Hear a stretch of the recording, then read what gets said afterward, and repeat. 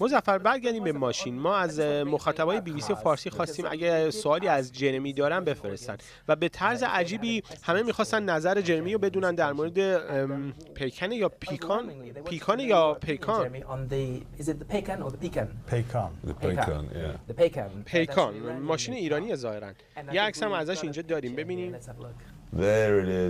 با تمام جلال و شکوهش.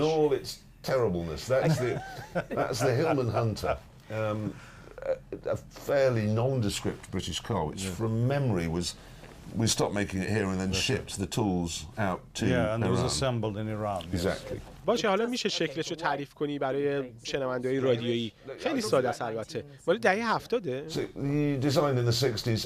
It was designed, I think, by a man who was wearing a blindfold, or his dog.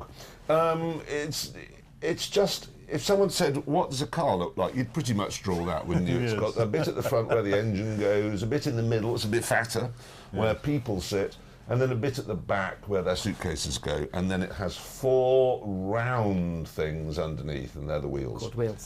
And that's it. So road testing that wouldn't take very long. No.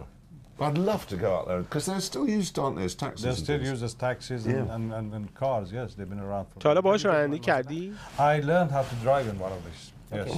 And I thought it was... چی فایده‌ای هم داره؟ It does, well, interestingly, it's contemporary, the Ford Cortina. شبیه فورد کورتیناست. It does look like a Ford Cortina. I learned to drive in a Ford Cortina, which was, you know, the Ford's equivalent to that. Yes. And it didn't put me off cars. It's amazing. No, I thought it was wonderful, but then until I said, why? I said to my brother, why people complain about this? He said, well, wait till you learn how to drive, and you drive a proper car, then you will know why. Yeah, it's nothing basically. Is Paycan still going? It's still going, but they don't make them anymore. No. They don't make these, but now they make... No. They make Samand and a couple of other cars, which are basically Peugeot and other companies. You know, they bring them and assemble them. They're even worse. حاضری با یکی از اینا از این وری ایران بری به اون ورش؟ I'd love to do that. That's the sort of thing that Top Gear is all about. It's, yes, it's about cars, but it's not what the car's like. It's about what you can do with a car.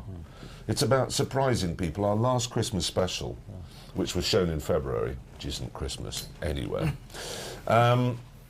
we took 3 elderly British estate cars, shooting brakes, station wagons, across Africa looking for the source of the Nile. And it's interesting, a lot of the American fans were saying you were stupid to take those cars. They were plainly not designed to do that. But that's exactly what we were doing. از اینجا بردین آفریقا ماشینا رو؟ واقعا از بریتانیا؟ That's exactly what we were doing. It's trying to demonstrate that when you think a car is finished and it's useless and it wasn't designed to do this, you'd be amazed what it could do. I mean, I bet we could stagger the world with what that could do. This sort of terrain is nothing for it. And that's the third element of Top Gear, were the specials anyhow.